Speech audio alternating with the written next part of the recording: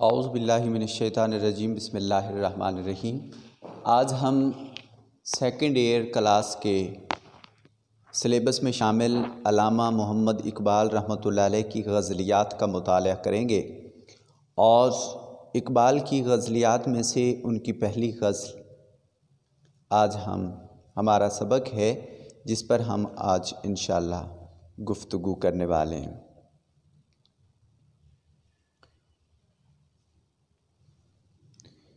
اقبال فرماتے ہیں، جب عشق سکھاتا ہے آداب خود آگاہی، کھلتے ہیں غلاموں پر اسرار شہنشاہی۔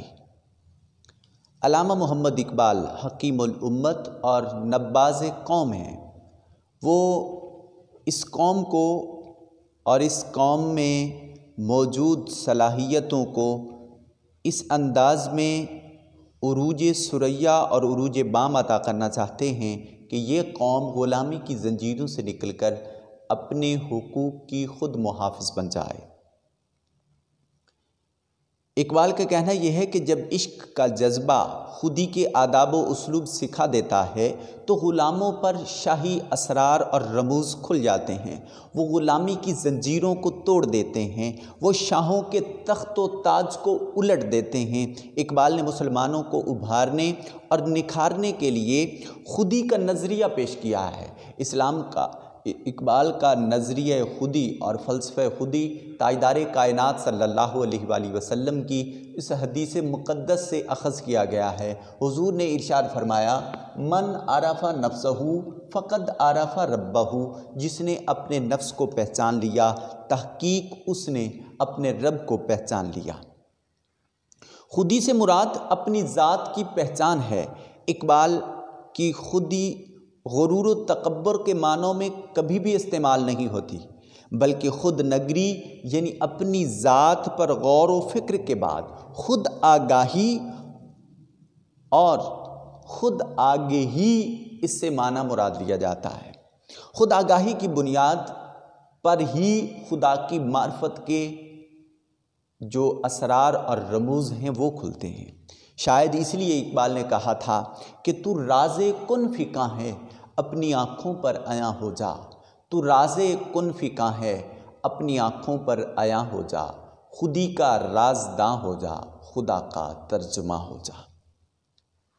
گویا جب اللہ تعالیٰ اور اس کے نبی پاک صلی اللہ علیہ وسلم کی محبت انسان کو عرفان ذات اور عرفان الہی تک لے جاتی ہے، یا دوسرے لفظوں میں جب مسلمان اللہ والا بن جاتا ہے تو اسے اس حقیقت کا علم ہو جاتا ہے کہ وہ ایک بلند ترین مقام پر فائز کر دیا گیا ہے، کائنات کی ایک اعلیٰ اور عرفہ ہستی ہے، تمام مخلوقات سے اشرف ہے، اور وہ زمین پر اللہ کا نائب ہے، اس کا خلیفہ ہے۔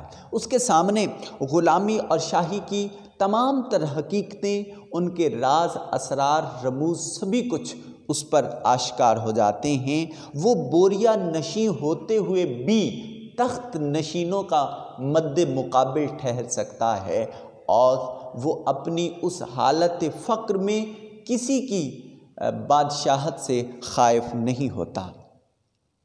گویا خودی والا خدا والا بن کر سروری اور برتری کے اس مقام تک پہنچ جاتا ہے کہ جہاں شوکت ان کے قدموں کی دھول بن جاتی ہے، اس کے قدموں کی خاک بن جاتی ہے۔ یہ بھی ایک تاریخی حقیقت ہے کہ تاجدار کائنات صلی اللہ علیہ وآلہ وسلم کے جب بدو آپ کی تعلیمات پر عمل پیرا ہوتے ہیں اور آپ کی خدمت میں حاضر ہوتے ہیں، آپ کی صحبت سے فیض یاب ہوتے ہیں، وہ بے سر و سامانے کے عالم میں بھی صحرائے عرب سے جب نکلتے ہیں، عظیم ترین حکومتوں کو اپنے قدموں کے نیچے رونت ڈالتے ہیں، جدھر رخ کرتے ہیں فتح اور نصرت اور کامیابی ان کے ہم قدم ہوتی ہے۔ یہ ایک تاریخی حقیقت ہے کہ صحابہ کرام میں سے اکثریت جو تھے وہ معاشرے کے پیسے ہوئے اور راندے ہوئے اشخاص تھے، مگر اس کے باوجود بھی انہوں نے بادشاہوں کے بادشاہی تاج کو اپنے پاؤں کے نیچے رونت ڈالا۔ اس لیے اقبال ایک اور مقام پر کہتے ہیں کہ عشق کے ہیں معجزات سلطنت و فقر دیں، عشق کے ادنا غلام صاحب تاج رنگی۔ مختصر ہم یہ کہہ سکتے ہیں کہ اپنی پہچان کے بعد جب اللہ کی معرفت نصیب ہو جائے تو پھر انسان صرف اللہ کے سامنے جھکتا ہے، اور جو سر بارگاہ خداوندی میں جھک گیا پھر وہ ہر دربار شاہی سے بلند و برتر ہو گیا۔ اللہ کے سوا اس کو کسی کے سامنے نہیں جھکنا۔ وہ ہاتھ جو اللہ کے سامنے پھیل جاتا ہے پھر وہ کسی اور بادشاہ کے سامنے نہیں پھیل سکتا۔ اللہ کا خوف دل میں بسا لینے کا مطلب دنیا کے ہر خوف سے خود کو آزاد کرنا ہے۔ ایسا انسان بادشاہوں کا بادشاہ ہوتا ہے، اس کا سر صرف اس ایک اللہ کی چوکھٹ پر جھکتا ہے، اس کے سوا اس کا سر کسی اور چوکھٹ پر نہیں جھک سکتا۔ یہی وجہ ہے کہ اقبال خودی کی معرفت کا درس دیتے دکھائی دیتے ہیں۔ دوسرے شعر میں علامہ محمد اقبال فرماتے ہیں، عطار ہو، رومی ہو، رازی ہو، غزالی، کچھ ہاتھ نہیں آتا بے آہوئے سحرگاہی۔ علامہ محمد اقبال رحمۃ اللہ علیہ نے یہاں 4 تلبیحات ذکر کی ہیں۔ عطار سے مراد خواجہ فرید الدین عطار ہیں، جو فارسی زبان کے عظیم شاعر تھے اور دنیا تصوف کی ایک قابل قدر شخصیت ہیں۔ 6 صدی ہجری میں وہ نیشا پور کے علاقے میں پیدا ہوئے تھے۔ رومی سے مراد مولانا جلال الدین رومی رحمۃ اللہ علیہ ہیں، جو بلخ میں پیدا ہوئے تھے اور قونیہ میں یعنی ترکی میں ان کی وفات ہوئی ہے، اور مثنوی مولانا روم ان کا عظیم شاہکار ہے۔ مشہور شعری تصنیف علامہ اقبال خودی کو مرید، یہ جو ابھی جس شخصیت کا میں حوالہ دے رہا ہوں مولانا جلال الدین رومی رحمۃ اللہ علیہ، اقبال خود کو ان کا مانوی شاگرد قرار دیتے ہیں، اور قرآن اور حدیث کے بعد تیسرا اپنے کلام کا منبع اور مرکز وہ مولانا رومی رحمۃ اللہ علیہ کی مثنوی مولانا روم اس کو اپنا ماخذ قرار دیتے ہیں۔ رازی سے مراد امام فخر الدین رازی ہیں، جو 544 ہجری میں پیدا ہوئے تھے اور 606 میں فوت ہوئے۔ تفسیر، منطق اور فلسفہ کے عظیم ترین ماہر تھے۔ اسی طرح امام محمد غزالی، نام محمد بن محمد ہے ان کا، تاریخ پیدائش ہے ان کی 1059 اور وفات ہے ان کی 1111 میں۔ یہ فلسفہ کے بڑے ماہر استاد تھے، کئی کتابوں کے مصنف ہوئے، احیاء العلوم، کیمیائے سعادت اور مکاشفۃ القلوب ان کی شورى آفاق تصانیف ہیں۔ اقبال فرماتے ہیں کہ خواہ تم خواجہ فرید الدین عطار ہو یا تم مولانا روم ہو، تم امام فخر الدین رازی ہو یا امام محمد غزالی ہو، تمہیں علم سے کوئی معرفت کے مقام تک نہیں پہنچا سکتا۔ کب تک؟ جب تک تم اپنے لمحات کو تہجد کے لمحوں میں بیٹھ کر اللہ کے حضور سرگوشیوں میں صرف نہیں کر لیتے ہو، اللہ کے حضور اپنے دل سے سوز اور ساز کی کیفیت کو نہیں پیدا کر لیتے ہو۔ عرفان حق کی دولت اس وقت تک تمہیں میسر نہیں آئے گی جب تک تم اللہ کی دہلیز پر اپنی چشمانے ذات سے اللہ کے حضور ندامت اور شرمندگی کے آنسو نہیں بہا لیتے ہو، عاجزی اور انکساری کے آنسوؤں کے ساتھ اپنے چہرے کو بھگو کر مالک کے حضور فیض کے متلاشی نہیں ہو جاتے ہو، تب تک تمہارے ہاتھ میں کچھ آنے والا نہیں ہے۔ علم بغیر عمل کے انسان کو فائدہ نہیں پہنچاتا، اس لیے شاید اقبال نے ایک مقام پر کہا کہ عمل سے زندگی بنتی ہے جنت بھی جہنم بھی، عمل سے زندگی بنتی ہے جنت بھی جہنم بھی، یہ خاکی اپنی فطرت میں نہ نوری ہے نہ ناری ہے۔ تاجدار کائنات صلی اللہ علیہ وآلہ وسلم کبھی ارشاد ہے علم بغیر عمل کے گمراہی ہے۔ شیطان کے پاس بے شمار علم تھا، اتنا علم رکھنے کے باوجود بھی اسے علم اس خاص اپنی سزا سے بچا نہیں سکا۔ اقبال علم اور عقل کو ذہنی ارتقاء کا نام دیتے ہیں، اور ان کے نزدیک راستے کے نشیب و فراز کو سمجھنے اور سمجھانے کے لیے ضروری ہے کہ انسان علم و عقل کے چراغ کو راہ بنائے، مگر علم وجدان اور وجدان عرفان نہیں بن سکتا جبکہ یہ علم دل سے ہم آہنگ نہ ہو، زبان کی بات دل میں اترے تو وہ حقیقت پر مبنی ہے۔ اسی طرح لسانی اور زبانی اقرار اسلام جب تک دل کی دھڑکنوں سے ہم آواز نہ ہو وہ ایمان نہیں بنتا۔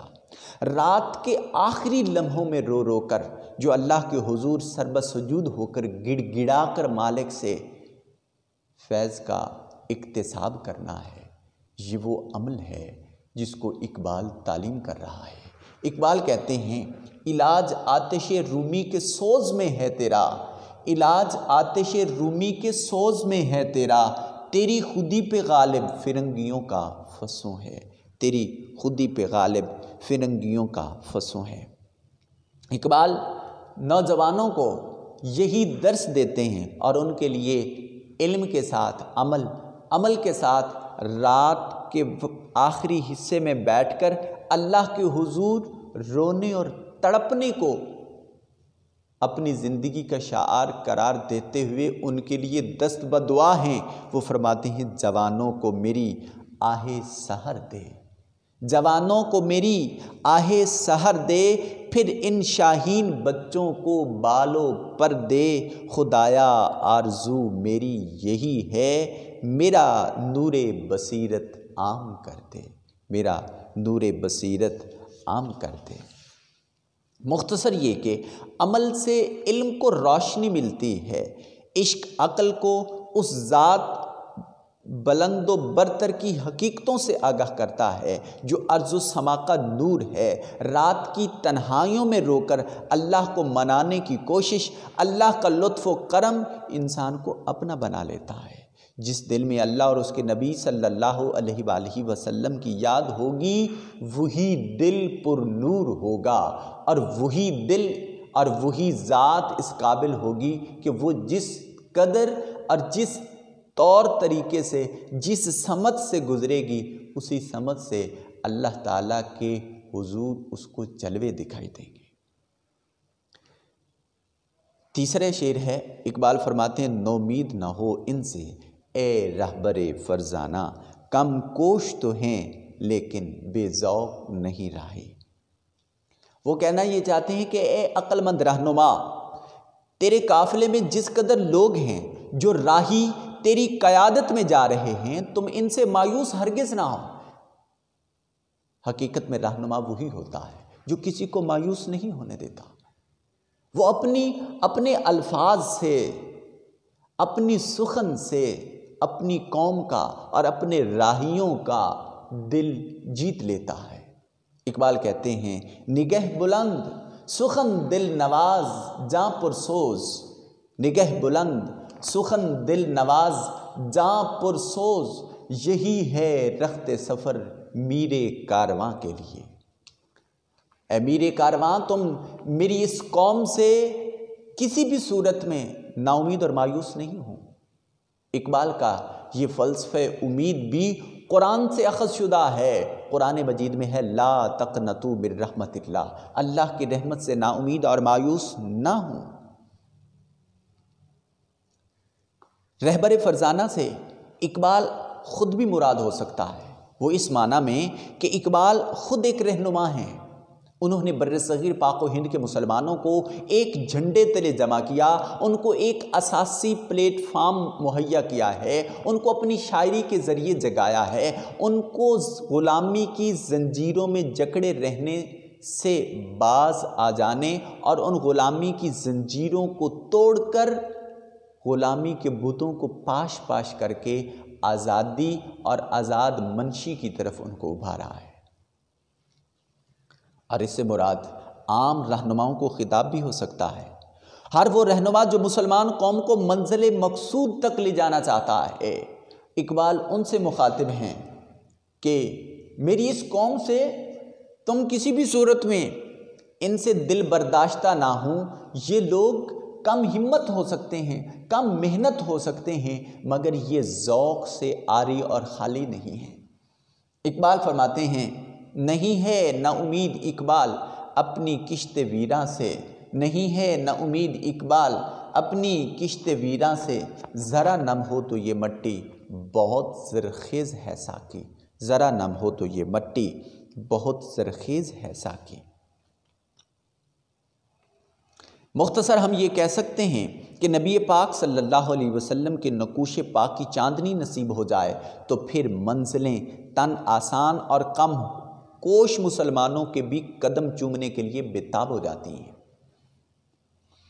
ان کے جذبوں میں حدت، ارادوں میں شدت اور ولولوں میں بانک پن پیدا ہو جائے گا۔ مغربی قوتوں کا ایک مقصد رہا ہے کہ وہ آج بھی ان کے ان کے پیش نظر مقصد ہے کہ وہ مسلمانوں کے دل سے روح محمدی کو نکالنا چاہتے ہیں۔ یہ بھی ایک حقیقت مسلم ہے کہ وہ لوگ جو اوائل اسلام میں تھے، جو روح محمدی اپنی وجود میں ان کے داخل ہو چکی تھی، عشق مصطفیٰ ان کا اوڑھنا اور بچھونا تھا، اور پھر دنیا نے دیکھا کہ کائنات کی کوئی بھی طاقت ان کا راستہ نہیں روک سکی۔ اسی لیے اقبال کہتے ہیں کہ محمد سے وفا تو نے تو ہم تیرے ہیں، یہ جہاں چیز ہے کیا لوح و قلم تیرے ہیں۔ اے انسان، تمہیں مایوس اور نا امید ہونے کی ضرورت اور حاجت نہیں ہے، تیرے بس میں جہد مسلسل ہے، بس تم وہ کیے جاؤ، پھر دیکھنا تیرے اس علم اور عمل کے حسین مجموعے سے، تیری محنت اور مشقت اور جہد مسلسل سے منزل کس طرح بے تاب ہو کر تیرے قدموں میں آ کر گرتی ہے۔ چوتھا شعر ہے، اقبال فرماتے ہیں طائر لاہوتی اس رزق سے موت اچھی جس رزق سے آتی ہو پرواز میں کوتاہی۔ اے عالم الوہیت کی فضاؤں میں پرواز کرنے والے، یعنی اس پرندے سے مراد اقبال مرد مومن لے رہا ہے، اقبال مرد مسلمان لے رہا ہے۔ وہ کہتے ہیں کہ تیری پرواز میں کوتاہی اور کمی آ جائے تو اس رزق سے بہتر یہ ہے کہ تم مر جاؤ، تمہیں زندہ رہنے کا کوئی حق حاصل نہیں ہے۔ محض پیٹ کے لیے خودی کا سودا نہیں کرنا چاہیے، ذلت کی زندگی اور ذلت کے رزق سے بہتر موت آ جائے۔ مسلمان عزت و آبرو سے جیا کرتا ہے، اور فاقوں کے ساتھ سونا، آہوں کے ساتھ اٹھنا اور در در مانگنے سے کہیں بہتر ہے کہ وہ شخص جیتے جی مر جائے۔ اقبال کا تصور مرد مومن یہ ہے کہ وہ رزق حلال کے ساتھ ایسی پرواز کرتا ہے کہ یہ کائنات تھم جاتی ہے، یہ کائنات ختم ہو جاتی ہے، اور مومن کی پرواز کہیں ختم نہیں ہوتی۔ اقبال کا تصور مرد مومن بہت گہرا اور مرد کامل کا تصور ہے۔ اقبال فرماتے ہیں کہ مومن وہ ہے کہ جہاں میں اہل ایمان صورت خورشید جیتے ہیں، ادھر ڈوبے ادھر نکلے، ادھر ڈوبے ادھر نکلے۔ مومن کہیں کبھی رکتا نہیں، یہ الوہی صفات کا آئینہ دار ہے، الوہی صفات کا متحمل ہے، یہ پرطور عکس ہے الوہی صفات کا، لہٰذا اس کو کبھی بھی اپنی روحانیت اور تصوف سے ایک قدم بھی پیچھے ہٹنا گوارا نہیں ہے۔ لاہوت تصوف کی ایک اصطلاح ہے جس کے کئی معنی ہیں۔ لاہوت کے ایک معنی فنا فی اللہ ہے، یعنی یہ فانی شخص اپنی شخصیت کو اللہ کی باقی ذات میں اس قدر گم کر لیتا ہے کہ اب اس کی فانی ذات ختم ہو جاتی ہے، اور یہ اپنی ذات کو اللہ کی صفات میں یوں رنگ لیتا ہے کہ پھر اس کی شخصیت پر صفات الہیہ کا رنگ چڑھ جاتا ہے۔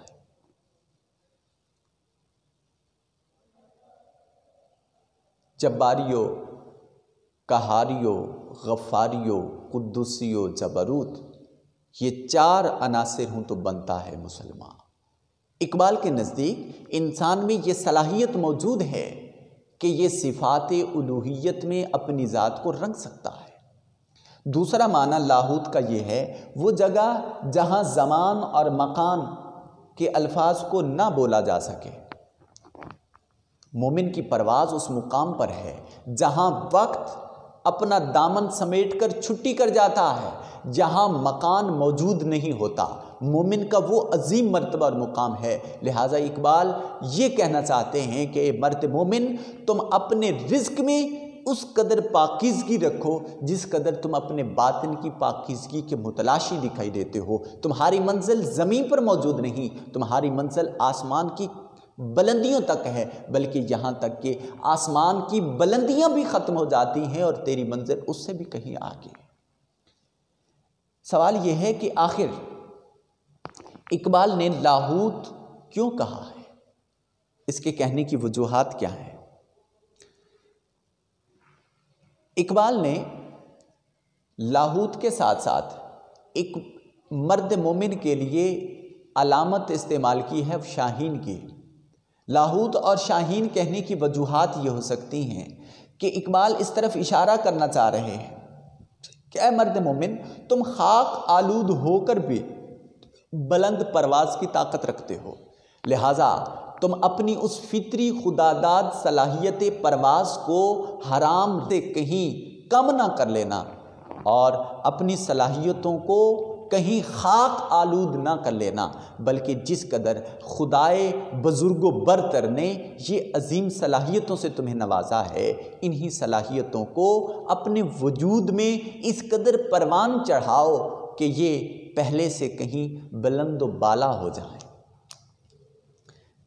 شاہین آشیانہ نہیں بناتا، مرد مومن اور مرد مسلمان اور لاہوتی پرندہ یعنی مسلمان بھی وہ کہیں کسی مقام کو اپنا آشیانہ نہیں بناتا۔ یہ کائنات اور یہ زمین اللہ تعالیٰ کی ملکیت میں ہے۔ اقبال رحمۃ اللہ علیہ فرماتے ہیں کہ اے مرد مسلمان، یہ زمین، ایک ٹکڑا زمین کا فقط تیرا گھر نہیں ہے، یہ ساری زمین تیری ہے اگر تو اللہ کا ہو جاتا ہے۔ پھر یہ تیری اور میری، اس کی، اس کی، یہ سبھی معاملات یہیں کے ہیں اور یہاں ختم ہو جائیں گے۔ ساری دنیا اس کو اپنا وطن سمجھتا ہے۔ مسلمان اپنے آپ کو جغرافیائی حدود میں محدود نہیں کرتا، بلکہ وہ اسلام، اللہ، قرآن اور نبی پاک صلی اللہ علیہ وآلہ وسلم کو ان بنیادوں پر وہ علاقائی اور جغرافیائی حدود سے ماورا ہو کر تمام مسلمانوں کو ایک لڑی میں، ایک تسبیح میں پروئے ہوئے ایک مالا کی مانند اقبال دیکھنا چاہتا ہے، اور یہی پیغام دے رہا ہے کہ تمہارا کوئی وطن نہیں ہے، جہاں مسلمان آباد ہیں وہ تمہارا وطن ہے۔ یہ زمین، یہ خلافت عرضی کا منصب تو فقط اللہ نے اے مسلمان انسان تمہیں عطا کر رکھا ہے، لہٰذا مسلمان کو اس جغرافیائی حدود میں محدود نہیں ہونا۔ چوتھی وجہ یہ ہو سکتی ہے کہ اقبال کے نزدیک مرد مومن اور مرد مسلمان وہ وسیع النظر ہوتا ہے، تنگ نظر نہیں ہوتا، چونکہ اسلام قیامت تک آنے والے تمام لوگوں کے لیے ایک مکمل ضابطۂ حیات ہے، اس میں ہر مسئلے کا حل ہے۔ وسعت نظری کی اسلام میں کوئی گنجائش نہیں۔ اسلام ایک کمپریہنسو دین ہے، ایک بڑا واضح اور ایک مکمل ضابطۂ حیات ہے، لہٰذا مرد مسلمان وہ عظیم شخص ہے جو لا متناہی معرفت الہی کے درجات سے مستفیض ہو کر وہ تنگ نظر نہیں بلکہ وسعت نظر اور وسعت قلب کا متحمل ہوتا ہے۔ اسی لیے اقبال کہتے ہیں تو شاہین ہے پرواز ہے کام تیرا، تو شاہین ہے پرواز ہے کام تیرا، تیرے سامنے آسماں اور بھی ہے، تیرے سامنے آسماں اور بھی ہے۔ یہاں تک ہم نے 4 اشعار پورے کر لیے۔ اب 5واں شعر ہے۔ علامہ محمد اقبال فرماتے ہیں دارا و سکندر سے وہ مرد فقیر اولا ہو جس کی فقیری میں بوئے اسد اللہ ہے۔ دارا ایران کا مشہور بادشاہ ہے جسے سکندر نے شکست فاش دی تھی، اور دارا جو ہے بڑے کر و فر کا بادشاہ تھا۔ سکندر سے مراد سکندر اعظم ہیں جن کا تعلق یونان سے تھا، اور اس نے بہت سارے علاقوں کو فتح کیا۔ یہ 326 قبل مسیح میں پیدا ہوئے تھے، اور سکندر اعظم نے پوری دنیا کو فتح کرنے کی غرض سے بہت ساری فتوحات اپنے نام کروائی تھیں۔ اقبال ان دو نامی گرامی شخصیتوں کا تذکرہ کرنے کے بعد ایک بڑے کام کی بات کر رہے ہیں، ایک بڑے پرمغز بات کرنا چاہتے ہیں، اور ایک بڑے راز و اسرار اور رموز سے نقاب کشائی کا فریضہ انجام دے رہے ہیں۔ اور وہ فرماتے ہیں بوئے اسد اللہ جس کی حالت فقر میں تاجدار ولایت حضرت علی المرتضیٰ رضی اللہ تعالیٰ عنہ کی شخصیت کا پرتاؤ اور عکس دکھائی دینا، وہ مرد فقیر ان بادشاہوں سے کئی درجے بہتر ہے۔ اور وہ عام بادشاہ نہیں، وہ دارا اور سکندر جیسے عظیم بادشاہوں سے بھی وہ مرد فقیر کئی درجے بہتر ہوتا ہے، جس کی حالت فقر میں تاجدار ولایت حضرت علی المرتضیٰ کی شخصیت اور آپ کی سیرت کا اس پر عکس ہوتا ہے۔ حضرت علی المرتضیٰ رضی اللہ تعالیٰ عنہ کی حیات مقدسہ فقر کی شان سے منور ہے، اور یہ حالت فقر جس کے بارے میں تاجدار کائنات صلی اللہ علیہ وسلم کا ارشاد ہے، الفقر فخری، فقیری میرا فخر ہے، والفقر منی، اور فقیری مجھ سے ہے۔ فقر کا یہ افتخار ہے کہ جس کو تاجدار کائنات صلی اللہ علیہ وسلم نے پسند فرمایا ہے، اور اقبال بھی یہی کہنا چاہتے ہیں کہ جس کے پاس یہ دولت موجود ہو، جس دولت کو اللہ کے برگزیدہ نبی آخر الزمان نے پسند فرمایا ہے، جس شخص کے پاس یہ دولت ہو وہ دنیا داروں سے کسی بھی صورت میں کم نہیں ہو سکتا۔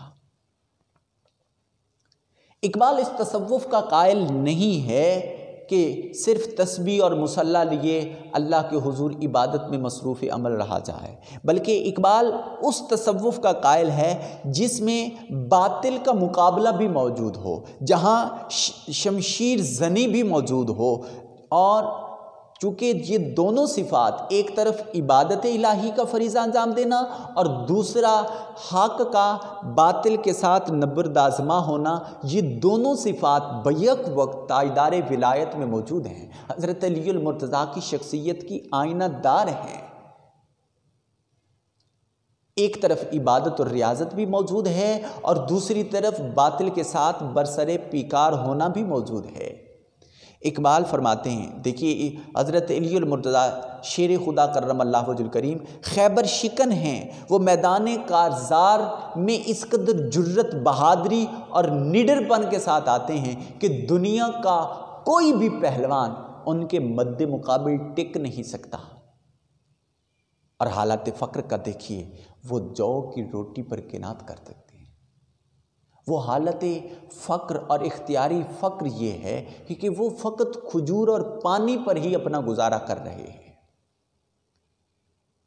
وہ جو کی روٹی کو پانی میں بھگو کر اس لقمہ تر سے اپنے پیٹ کی حفاظت کر رہے ہیں، اور ادھر یہ حالت جرت، بہادری، استقامت، سرفروشی، اسلام کے جھنڈے کو بلند کرنے کا عزم یہ ہے کہ وہ دنیا کی کسی بھی طاقتور شخص سے گھبراتے نہیں ہیں۔ اقبال اسی آئیڈیالائزیشن کو فرماتے ہیں کہ میرا طریق امیری نہیں فقیری ہے، میرا طریق امیری نہیں فقیری ہے، خودی نہ بیچ غریبی میں نام پیدا کر، خودی نہ بیچ غریبی میں نام پیدا کر۔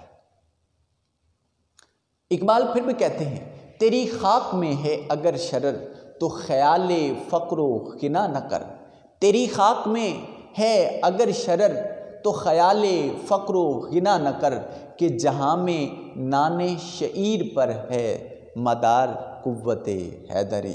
اور پھر کہتے ہیں نہ تخت و تاج میں نے لشکر و سپہ میں ہے، نہ تخت و تاج میں نے لشکر و سپہ میں ہے، جو بات مرد کلندر کی بارگاہ میں ہے۔ وہ حاصل مغز یہ بتا رہے ہیں، بحث کا ماحصل یہ کہتے ہیں کہ اگر تمہاری اس فقیری کی حالت میں، فقیری کی کیفیت میں اگر علی المرتضیٰ شیر خدا رضی اللہ تعالیٰ عنہ کی سیرت کا کامل عکس موجود ہے تو پھر تمہیں اس حالت فقر سے گھبرانے کی ضرورت نہیں، تم بادشاہوں سے کئی درجے بہتر ہو۔ آخری شعر ہے جس میں اقبال رحمۃ اللہ تعالیٰ علیہ نے بہت کمال کی بات کی ہے۔ فرماتے ہیں آئینے جواں مرداں حق گوئی و بے باکی، اللہ کے شعروں کو آتی نہیں ربائی۔ مرد مومن کا انداز زیست کیا ہونا چاہیے، اس کی زندگی کی گزران کا مقصد کیسا ہے، ایک مرد مومن کس انداز میں زندگی بسر کرتا ہے۔ اقبال اس حقیقت کو نقاب کشا بن کر اس کی نقاب کشائی کرتے ہیں۔ وہ کہتے ہیں اللہ کا شیر بن کر مرد مومن زندگی بسر کرتا ہے، وہ کسی طاقت سے گھبراتا نہیں ہے، حق کو اپنا شعار بناتا ہے۔ جرت، بہادری، سرفروشی اور استقامت اس کی زندگی کا شعار ہوا کرتے ہیں، اور وہ بے خوفی سے حق کی خاطر ڈٹ جاتا ہے، اور یہی حق کی خاطر ڈٹ جانا اس کو ہمیشہ کے لیے سر بلند کر دیتا ہے۔ آپ تاریخ میں اس کی بہت ساری مثالیں دے سکتے ہیں کہ سچائی کے مقابلے میں جو لوگ بھی ڈٹ گئے، تاریخ نے ان کو کبھی مرنے نہیں دیا۔ وہ اہل اللہ جو ہیں وہ جمع مرد ہوتے ہیں، وہ بزدل نہیں ہوتے، ہمت، جرت اور استقامت ان کی سرشت اور طینت میں شامل ہوتی ہیں۔ حضرت ابراہیم علیہ السلام کو دیکھیے، ایک مرد ہیں، اللہ کے مرد خلیل، اور ان کی سلطنت میں سبھی لوگ پجاری ہیں، اور وہ تنہا اس ایک سچی ذات کے سچے پیغام کو سچائی کے ساتھ اپنی قوم کے سامنے جب پیش ہوتے ہیں پھر اس سے گھبراتے نہیں۔ قوم آگ میں جلانے کے لیے جتن کرتی ہے، آپ گھبراتے نہیں، یہاں تک کہ وہ لمحہ آن پہنچتا ہے جب ابراہیم کو اٹھایا جاتا ہے اور آگ میں پھینکا جاتا ہے۔ ادھر اس کی سچائی کا پیغام دینے کی وجہ سے، حق اور صداقت کا ساتھ دینے کی وجہ سے، جرت و استقامت کی وجہ سے، اس ذات پر توکل اور بھروسے کی وجہ سے، وہ آگ جو جلا کر بھسم کر دیتی ہے، جو چیزوں کو جلا کر ہمیشہ کے لیے صفحہ ہستی سے مٹا دیتی ہے، آج آگ بھی اپنی جلانے کی صفت کھو چکی ہے، اور وہ آگ گل و گلزار بن جاتی ہے۔ حق و سچائی کا علم بلند کرنے والے لوگ وہ طاقت سے گھبراتے نہیں ہیں۔ تاجدار کائنات صلی اللہ علیہ وآلہ وسلم کی سیرت پاک کو دیکھیے، آپ طائف میں تشریف لے جاتے ہیں، حق کی منادی کرتے ہیں، حق کا پیغام دیتے ہیں، قوم اس کو تسلیم نہیں کرتی۔ چاہیے تو یہ تھا کہ قوم جو سالہ سال بتوں کی عبادت سے اپنے باطن کو غلاظت سے بھر چکے تھے، اب وہ توحید کی اس مے سے اور توحید کے ان جاموں سے اپنے باطن کو، اپنے قلب کو، اپنے ظاہر کو پاک اور صاف کر لیتے، مگر انہوں نے اس نعمت خداوندی کی مخالفت کی ہے۔ تاجدار کائنات صلی اللہ علیہ وآلہ وسلم کے پیچھے غنڈے لگا دیے، پتھر برسائے، آپ کا جسم اطہر لو لہان ہو گیا ہے، مگر حق کا پرچم بلند کرنے والے کبھی حق اور صداقت کے علم کو نیچے نہیں گرنے دیتے۔ وہ سب کچھ اپنی ذات پر برداشت کر لیتے ہیں، مگر کبھی بھی حق کا ساتھ نہیں چھوڑتے۔ شاید اسی لیے تاجدار کائنات صلی اللہ علیہ وسلم نے ارشاد فرمایا، الصدق ینجی والکذب یہلک، سچائی نجات دلاتی ہے اور جھوٹ ہلاک کرتا ہے۔ پھر حضور نے ارشاد فرمایا، جابر سلطان کے سامنے کلمہ حق کہنا سب سے بڑا جہاد ہے۔ اور یہی چیز اقبال اپنے اس شعر میں کہہ رہے ہیں کہ وہ لوگ اللہ کے مرد مکمل ہیں، اللہ کے مرد کامل ہیں، جو کبھی بھی بزدل نہیں ہو سکتے، اور وہ حق کا ساتھ دینے کے لیے باطل کے سامنے سیسا پلائی ہوئی دیوار بن جاتے ہیں۔ اللہ ہم سب کا حامی و ناصر ہو۔ والسلام علیکم ورحمۃ اللہ وبرکاتہ۔